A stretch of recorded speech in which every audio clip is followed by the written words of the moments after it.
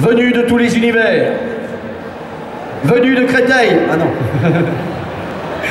Pour la première fois dans l'univers, les Ennonobes dit les nous.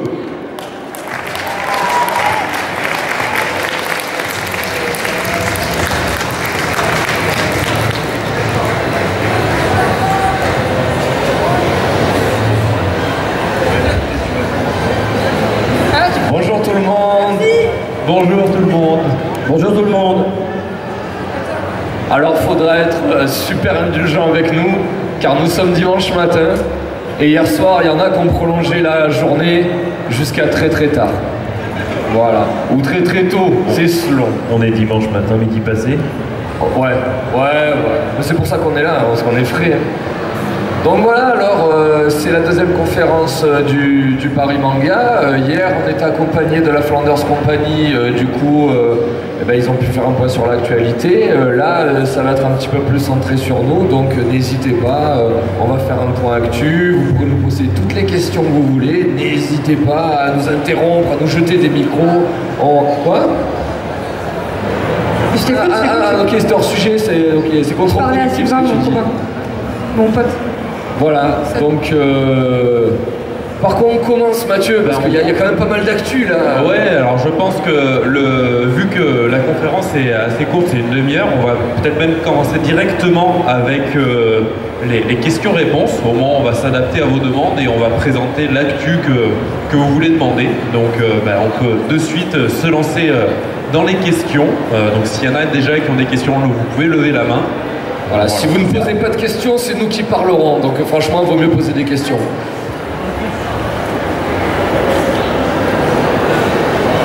Donc une jeune Alsacienne essaie de parler là-bas. On se retrouve à la sortie, toi, tu vas voir. Alors, la question que tous les fans se posent depuis des années et des années, il va falloir qu'on ait une réponse définitive. À quand la sortie de l'épisode spécial Valentin Yaoi, Fantôme contre Mégazelle? C'est petit, franchement. Tout à fait. C'est tout petit. Je te rappelle que la suite, ça implique aussi un marteau, de la choucroute. Ouais, ça va, t'énerve pas, c'est bon. On va te répondre. Hein. Apparemment, le micro a l'air de vouloir censurer la suite. Merci la régie, c'est cool. Merci la régie, c'est cool. Merci la régie, c'est cool. Alors j'ai absolument pas compris la question, est-ce que quelqu'un peut... C'est à quand est-ce qu'on aura le droit à l'épisode Saint-Valentin avec Fantôme et toi en mode yaoi? Je sais pas. C'est vrai qu'on a traité toutes les thématiques au niveau des fêtes, des jours spéciaux et tout. On n'a pas encore fait la Saint-Valentin. Non, mais je pense, alors cette année ça tombe un peu à l'eau parce que justement on a un tournage. On a un tournage un peu spécial surtout qui s'est calé. Donc ça a un peu chamboulé le planning. Mais je pense que l'an prochain il y a de très très fortes chances que vous y ayez le droit parce que c'est vrai qu'on a fait un peu toutes les thématiques. On n'a pas encore fait celle-là. Donc je pense qu'en 2020 on va préparer quelque chose dans cette veine-là qui pourrait être assez sympa. Après, dans la série, on a un personnage qui s'appelle Valentin, qui est très porté vers la gente féminine. Je pense que ce serait plutôt lui l'homme de la situation, plus que Fantôme et Omégazelle. Il y a le PVP, il y a d'autres choses quand même à traiter. Il peut y avoir plusieurs intrigues. Je peux pas être sur tous les fronts, je suis désolé. Hein. Merci, la question était très pertinente. Est-ce qu'il y en a d'autres, des questions aussi géniales? Alors en attendant que les gens trouvent une question, justement le tournage spécial dont je parlais, c'est qu'on va avoir, alors je vous avais sûrement vu, on a eu la chance déjà d'accueillir Corinne Nemec et Pierre Alain sur un premier tournage. Et bien on va continuer sur cette lancée, puisqu'on va avoir un nouvel acteur qui vient de l'autre côté de l'Atlantique pour tourner avec nous, Nicolas Brendon de Buffy.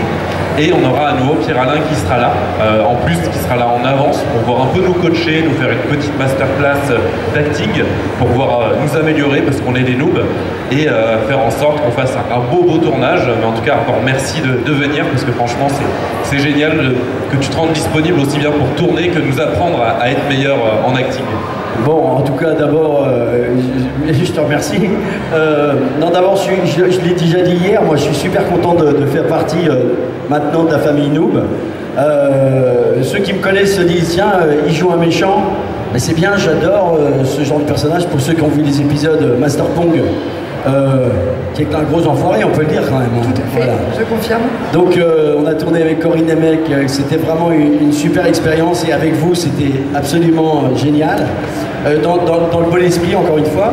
Et c'est vrai que ce qu'on va essayer de faire maintenant avec toute l'équipe, c'est que je vais essayer non pas essayer, je vais le faire, prendre du temps et du plaisir pour chacun voir comment chacun peut passer un petit step de jeu, parce que c'est vrai que c'est pas votre métier au départ, et que comment on peut partager ça, comment on peut voir non pas les défauts, mais en tout cas la dynamique sur quoi vous pouvez vous appuyer pour être un peu plus à l'aise, être un peu plus précis, être un peu plus heureux dans le fait de faire. On est heureux de le faire, mais on a toujours un peu peur.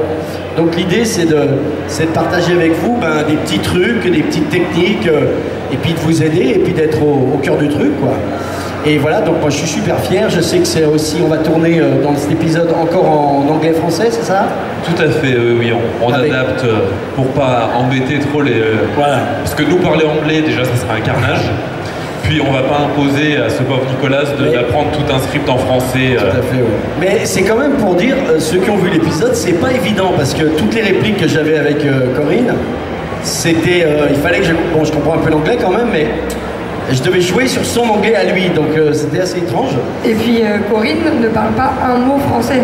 C'est-à-dire qu'à chaque fois, je sais pas si tu te souviens, il avait son script caché sous la nappe et il me demandait on en est où, parce qu'il était complètement perdu. C'était quand même un sacré jeu d'acteur pour vous deux. Hein. On est obligé de voir les points d'entrée et là justement c'est un truc qu'on pourra développer. C'est vraiment une histoire de regard. Même si Fabien est très, encore une fois, j'utilise souvent ce mot-là, mais bienveillant dans sa façon de filmer, parce que c'est vachement bien. Il vous angoisse pas en disant, ok, vous avez 2 ou 3 caméras qui tournent, donc faites super attention à ça. Non, il est avec vous, il vous dit, ok, refaites la réplique, etc. Donc vous êtes concentré sur une réplique et non pas sur ce qu'a dit le personnage juste avant. Mais ça, on pourra le voir aussi. En tout cas, voilà, encore une fois, c'est une super aventure et j'espère être encore plus méchant. Et pour terminer sur la masterclass, il faut savoir que c'est pas Fabien un jour qui a décrété qu'on était tellement mauvais qu'il allait prendre quelqu'un pour nous coacher. C'est vraiment une envie de l'équipe. C'est vraiment l'équipe qui avait envie de progresser, qui s'est dit voilà, ça serait cool qu'on ait quelqu'un pour recevoir des conseils et tout, pour essayer de devenir pas bon, moins mauvais. Voilà. Et en fait, ce qu'on attendait depuis un moment, c'était l'homme providentiel, l'homme de la situation. Et il est là. Et c'est là où donc on a fait la rencontre avec Jésus, avec Pierre-Alain. Et bon, au-delà du fait que c'est quelqu'un d'adorable et avec qui ça a très bien matché direct, c'est quelqu'un qui a vraiment l'envie de transmettre. Et voilà, donc je pense vraiment que c'est la bonne rencontre et en plus au bon moment. Je pense que l'envie de progresser, au début on était là pour s'amuser, on l'avait peut-être pas, et on se contentait un petit peu des acquis qu'on avait avec la pratique là, de nombreuses années. Là vraiment il y a la volonté de l'équipe de progresser sur l'acting. Il y a Fabien qui a énormément progressé sur la réal, sur les effets spéciaux. Donc voilà, là maintenant il y a l'équipe qui a envie un petit peu de se mettre à niveau aussi. Et là je pense que c'est le bon moment avec la bonne personne. Je te remercie, je te dois combien? Alors, est-ce qu'on a des questions? Je vois. Il y en a même 2. Ok. Petite question. Est-ce qu'il y aura d'autres rap battles comme avec Omega Zell et Tenchi Rock? Alors, c'est prévu, on a des idées. Enfin, Anne-Laure a des idées, puisque c'est principalement Anne-Laure, donc Gaïa, qui s'occupe d'écrire et de préparer tous ces épisodes et ces petits rap battles. Donc je pense que ça se refera, mais je ne sais pas quand. Ça va dépendre beaucoup du temps qu'on a, parce qu'on a un planning assez chargé, on a beaucoup de tournages de programmés, on a le jeu vidéo, on a toujours la maison d'édition à faire tourner, et surtout on a bientôt les tournages du film qui vont commencer. Mais d'un autre côté, justement, le fait qu'on commence à tourner le film, il n'est pas impossible qu'on commence à aller tourner un peu ailleurs qu'à Toulon, à faire quelques tournages délocalisés et à augmenter un petit peu la cadence des tournages à partir de l'été 2019, enfin après l'été 2019. Et pourquoi pas profiter justement de ces tournages qui vont un peu se multiplier pour, pendant les temps morts ou quand on a le temps ou en parallèle des tournages, commencer à tourner un nouvel épisode de Rap Battle. Alors je ne sais pas qui va s'y coller cette fois, mais en tout cas il y a des idées. Je sais qu'Anne-Laure a déjà noté plein de possibilités, donc il y a de fortes chances qu'on puisse revoir ça un jour. Ça sera assez marrant. Pourquoi pas même une rap battle Master Pong contre Top League un jour. Moi je veux faire ça, hein. Tricheur, voleur, tricheur et séducteur. Cherche pas mon nom, j'en ai plusieurs. Indique aux flics, je fais du fric. New York, Bangkok, troc et trafic. Pardon.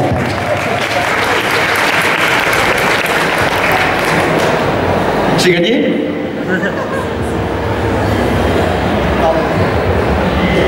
On a une question juste là-bas. Bonjour. Bonjour. On vous a vu grandir dans Noob avec vos améliorations au niveau de la réal, de l'acting comme vous disiez. Mais qu'est-ce que la série vous a apporté, vous, dans votre vie privée? Est-ce que ça vous a changé quelque chose ou pas du tout? Ça nous permet en fait tous les week-ends de se voir entre potes en convention, de rencontrer notre communauté. Une communauté quand même qui est extraordinaire parce que ça fait 10 ans qu'on existe. Pour une web série, c'est quand même assez incroyable. Et en tout cas, je parle pour moi, mais je pense que vous allez être d'accord. On vit une aventure extraordinaire et on voyage, on se tape des barres de rire, même avec Serwan, pour vous dire. Donc, et on rencontre aussi des acteurs qui sont, ne serait-ce que ce vieux monsieur qui est... non, c'est pas... Voilà, on rencontre Corinne Nemec. Enfin, quand j'étais petite, j'avais quand même un poster de Parker Lewis dans ma chambre et je lui ai donné la réplique dans un épisode de Noob. C'est incroyable. Donc pour moi, Noob, c'est que du bonheur. Alors moi, je vais juste rajouter un truc. Au Zakuza, on a aussi énormément de chance d'avoir une communauté qui est que bienveillante. Et c'est toujours super cool quand on croise en convention, même dans la rue. Parce que les gens sont hyper bienveillants avec nous et il n'y a pas beaucoup de youtubeurs par exemple ou de web-séries qui ont que des gens bienveillants. Et moi je vais juste vous dire merci pour ça, quoi, tout simplement. Non,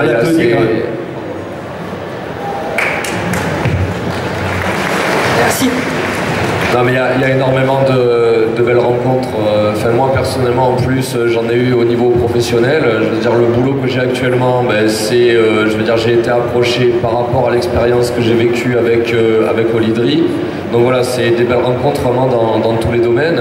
Ce que disait Johanna, la possibilité de côtoyer des personnes dont tu apprécies le travail, avec qui tu peux aller le dire en tête à tête. Donc ouais, vraiment c'est les rencontres, vraiment les rencontres et surtout les opportunités. Nous ça nous a fait voyager. Moi avant Noob j'étais très casanier, j'habitais dans un petit village à côté de Toulon, j'avais quasiment jamais bougé. Là on a pu aller au Canada, il y a une partie de l'équipe qui a pu aller en Nouvelle-Calédonie. Enfin c'est des opportunités quand même dans la vie, c'est pas tout le monde qui peut les avoir. Donc ouais non c'est ultra enrichissant comme aventure. Enfin je la souhaite vraiment à beaucoup de gens. Peut-être pas dans la web série, mais vraiment dans les domaines qui les passionnent.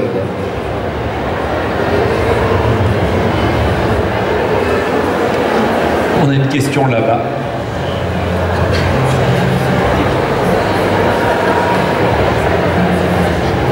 Bonjour.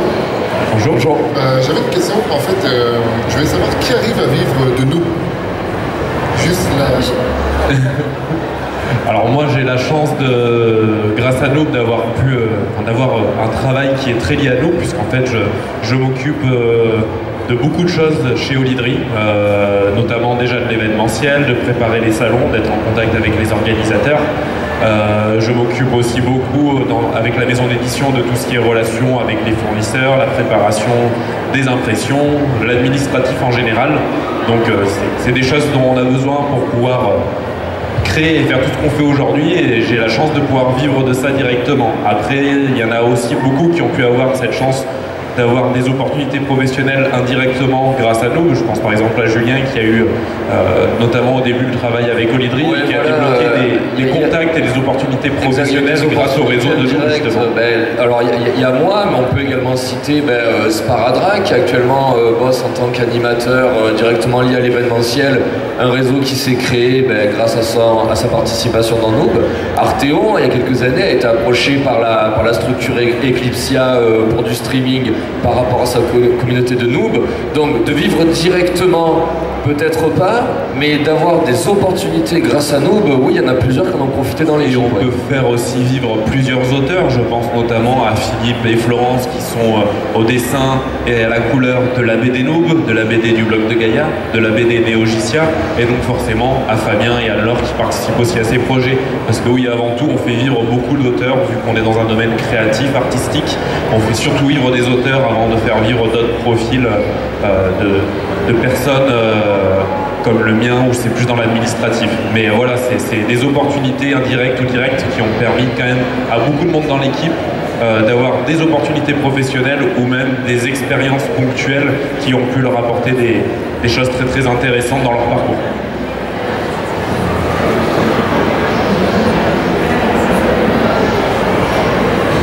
Bonjour. Bonjour. Alors j'ai deux questions. La première, bon, à la base c'était pour Gaïa, c'est dommage, elle n'est pas là, mais vu que vous qui êtes avec elle, souvent, c'était quoi sa réaction quand elle a appris que pendant 6 ans elle a joué à Noob gratuitement alors qu'elle aurait pu être payée au niveau pro? Est-ce que quelqu'un ici a compris la question? Est-ce que tu peux répéter s'il te plaît? On a entendu. Mauvais retour son, excuse-moi. Pardon. Donc quelle était la réaction de Gaïa quand elle a appris avec le joueur pro que pendant 6 ans elle a joué à Noob gratuitement dans la web-série? C'est le personnage de Gaïa en fait. Comment elle a réagi quand les Pro Game Masters ont vu qu'ils étaient payés. Voilà. Donc ça c'est une question pour un Pro Game Master qui est là. Alors là c'est une question scénario qui concerne la saison 9. On va pas spoiler, mais il me semble que ça, il y a quelque chose qui évolue là-dedans quelque part. Il n'y a que Fabien qui peut répondre à ça dans les vidéos. C'est vrai que c'est très très pointu, hein, parce que les questions que tu poses, et là je pense que ouais, Fabien serait le mieux à même de répondre. Mais oui, parce que là sinon on passerait dans l'interprétation. Qu'il a prévu des choses par rapport à ça, que ce soit dans la saison 9 ou dans le prochain film, qui seront très centrés autour de cette intrigue scénaristique. Donc il y aura probablement plus d'indices par rapport à ça. On n'a pas non plus toutes les indications de Fabien sur le scénario, sur les réactions de tous les personnages. Mais oui, c'est dommage qu'il n'y soit pas là, ou Anne-Laure justement pour en parler. Mais malgré tout, la question est hyper intéressante, parce que quand on a commencé Noob, je veux dire en fait Noob ça a un petit peu suivi l'évolution du milieu du gaming qui ensuite est devenu actuellement l'e-sport, et c'est vrai que l'e-sport, donc le gamer qui est payé pour jouer, c'est un ressort scénaristique, on était obligé de se jeter dessus. C'est vraiment une évolution sociétale qui pour nous les geeks est absolument extraordinaire, donc franchement il fallait pas se priver de traiter le sujet. Mais c'est vrai que voilà, le personnage de Gaïa au début qui cherchait un petit peu à survivre en jouant aux jeux vidéo, c'est une problématique qui pourrait être réglée actuellement, mais à l'époque on n'avait pas cette donnée. Donc moi j'étais vraiment ravi qu'on puisse traiter l'e-sport, hein. Vraiment, le fait que les gens maintenant peuvent être payés pour jouer, et surtout qu'on apprécie leurs prestations, parce que maintenant c'est devenu un sport, et on en parlait moi aux Jeux Olympiques. Je trouve ça c'est vraiment extraordinaire, et je suis content qu'on puisse le traiter. Non mais dis-le, son personnage s'est suicidé et les tournages sont enfin sympas. Quoi? Ah oui. Question? Ouais, non, merci. La deuxième question, c'était est-ce qu'avec la multiplication des salons geeks, vous arrivez encore à tous y couvrir, même en divisant l'équipe?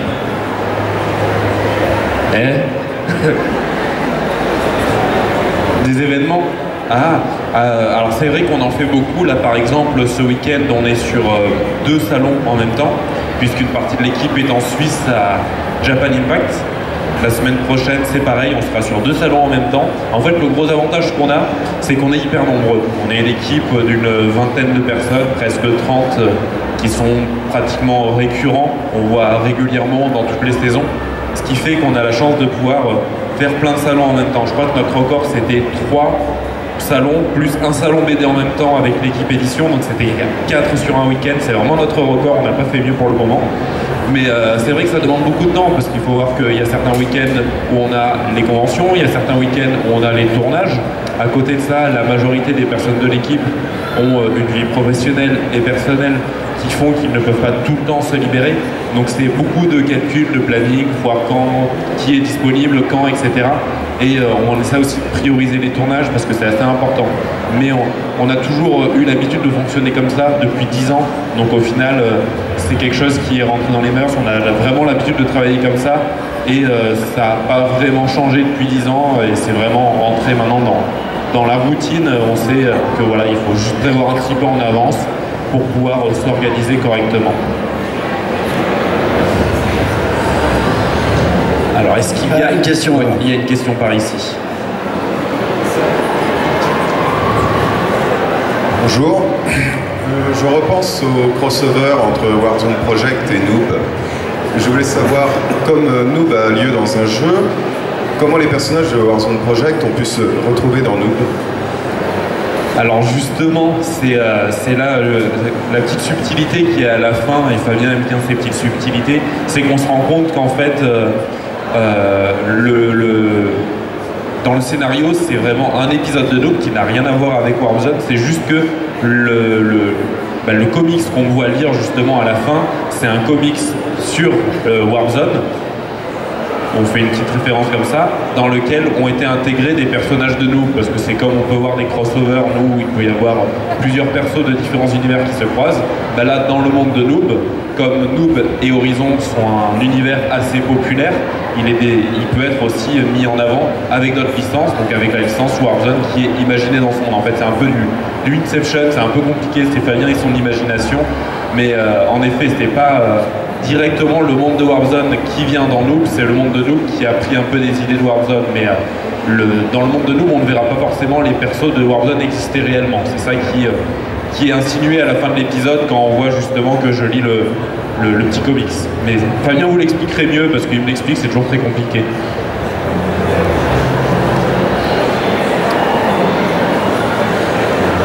Oui, dans Warzone, c'est vrai qu'il y a un héros dont le pouvoir est d'aller dans le jeu vidéo, et c'est pas impossible qu'un jour, si on reprend les tournages de Warzone, ce qui est prévu, ce personnage-là puisse un jour atterrir dans un jeu vidéo qui fasse référence à Noob. C'est principalement de la référence, ça veut pas dire qu'il va y avoir une véritable implication du scénario entre les deux et qu'il y aura des répercussions réellement sur les deux univers en même temps. C'est plus l'idée du clin d'œil et du teasing pour montrer que Warzone, c'était pas oublié, on va probablement reprendre. Reste à trouver le temps et surtout en fait le temps de faire ça, parce que c'est clairement ce qui nous manque, c'est le temps, tout simplement. On a une autre question, je crois. Bonjour. Oui. Je voudrais savoir, est-ce qu'il y aura un jour un duel entre Omegazelle et Spectre ou Amaras? C'est une excellente question. Pareil, on est un petit peu dans le spoil, alors je peux pas trop répondre. On est un peu dans le spoil en effet, et surtout... Alors ce qui est sûr, c'est qu'il y a un duel, moi perso je suis au courant qu'il y a un duel qui est prévu avec moi. Je peux pas vous dire avec qui, mais je sais que dans pas longtemps je vais me battre. Je peux pas vous en dire plus. Voilà, sinon je pense que ça vous gâcherait un petit peu le plaisir. Mais en tout cas, dans pas longtemps, ouais, ça va se tartiner. Voilà, après, est-ce que ce sera Spectre, Amaras? On verra.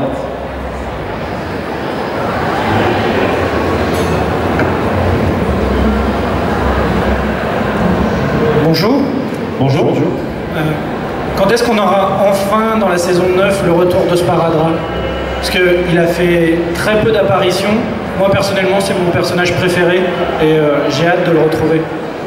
En fait, on le voit très peu tout simplement parce que, comme on expliquait par rapport à la question de tout à l'heure sur les opportunités professionnelles, et grâce à Noob, son métier maintenant, c'est de faire régulièrement le week-end des événements et des animations en salon. Or, nous, on tourne pratiquement exclusivement le week-end. Forcément, ça devient compliqué vu que c'est son métier, il est pris pratiquement tous les week-ends. C'est 80% des week-ends où il est en déplacement, il fait des animations. Et ça devient compliqué d'avoir la possibilité de le faire venir sur ces tournages-là. Donc quand le planning est bien coordonné, ça marche, mais si hélas il est pris, priorité à lui de respecter ses contrats et son obligation professionnelle, donc forcément on ne peut pas le voir dans les épisodes de Noob. Mais voilà, dès qu'on aura l'opportunité, il y aura plein de tournages, on trouvera forcément des moments pour le faire tourner. Il est forcément moins présent, mais ça ne veut pas dire qu'on ne l'a pas oublié et qu'il ne continuera pas à tourner. Puis là, actuellement, au niveau du scénario, il y a une orientation un petit peu fluxball pour Sparadrap. Je sais que c'est un sujet que Fabien tient à cœur. Je pense que quand on va rentrer dans le vif du sujet, qu'on va un petit peu développer, surtout qu'on a la possibilité de faire des gros tournages de fluxball, je pense que le personnage va reprendre un rôle beaucoup plus central qu'il a actuellement. Là où on est quand même beaucoup tourné sur le PVP, là où c'est jamais été un personnage qui a fait du duel, à part une fois avec Arthéon. Donc voilà, quand on va retraiter le fluxball, je pense qu'il va être un petit peu recentré. Mais bon, actuellement, on n'est pas dans des problématiques qui l'impliquent beaucoup forcément. Voilà. Et là, il est déjà 12h30, donc on va déjà devoir clôturer la conférence. Mais si on nous autorise, on peut faire une dernière petite question. Ça dépend. Dernière question. Alors une dernière. Avant d'avoir eu l'idée de Noob, vous faisiez quoi? Oula, c'est des choses qu'on peut trouver sur Internet. Ça s'appelait pas Noob. Alors, on faisait plein d'autres délires entre nous. Je pense notamment à Lost Level, à Foulier Rose. C'est toutes des choses que Fabien a remis en grande partie sur Internet. Donc il suffit de retrouver juste les bons noms, de taper les recherches sur Google et sur YouTube. Et vous retrouverez tout ça. Vous verrez, on est encore plus tout jeune. Moi, je devais avoir 8 ans. Je ne parlais même pas. Toi, c'était pas, j'avais pas de barbe. Toi, t'avais pas de barbe. En fait, il faut comprendre d'où tout démarre. En fait, on avait les mêmes passions que les personnes qui sont ici. On faisait des salons spécialisés, on se cosplayait et on venait délire avec des potes le week-end. La seule différence, c'est que nous, on a poussé le vice beaucoup plus loin, on se filmait. Alors ça peut paraître très malsain, mais à la base, vraiment, on se cosplayait. Moi, je me rappelle, mon premier cosplay, c'était Grel Sayaman dans Dragon Ball Z. On se cosplayait, on partait dans la forêt, on prenait la caméra, qui était la caméra avec laquelle la maman de Fabien filmait ses vacances, et on se filmait, et ensuite on le mettait même pas sur YouTube, parce qu'il n'y avait pas YouTube, mais ensuite on montait ça, et ensuite il y a eu la volonté de faire un scénario, et donc d'où le goût pour la vidéo et tout. Mais je veux dire, voilà, donc avant nous, on se déguisait, on se filmait et on se le passait entre potes. Et un jour, on l'a mis sur Dailymotion, oui, avant YouTube. Donc voilà ce qu'on faisait avant nous, la même chose, à part que personne ne regardait. Mais on s'amusait pareil. Pour répondre un petit peu à ta question, parce que je me suis posé la même question avant de les rencontrer, évidemment. Qui sont ces gens? Qui sont ces gens-là, tu vois, le gars, il vient vers moi, il me dit qu'est-ce que tu veux, quoi. Et en fait, j'ai découvert un truc qui est génial, c'est que, peut-être vous le savez tous, mais moi je ne le savais pas, mais c'est 4 frangins et frangines au départ. 4 ou 5? On est 4. On est 4. Non mais vous êtes peut-être 12, parce que tu me caches des choses des fois. Donc il y a Mathieu, il y a Johanna, il y a Fabien et Pierre. C'est ça. Et donc au départ, c'est quand même des frangins et frangines qui s'amusent entre frangins et frangines. Et avec leurs potes qui structurent tout ça, c'est une sorte de galaxie. Et franchement, quand on regarde le ciel, la galaxie Noob, c'est pas mal du tout. Voilà. C'était beau. C'était un beau mot pour finir cette conférence. C'est bien présenté. Merci d'être venu aussi nombreux pour voir cette deuxième conférence. Nous, on va retourner sur le stand pour manger un peu et vous pourrez nous y retrouver tout l'après-midi si vous voulez poser d'autres questions, demander des dédicaces, ça sera avec grand plaisir. Merci. Merci à tous.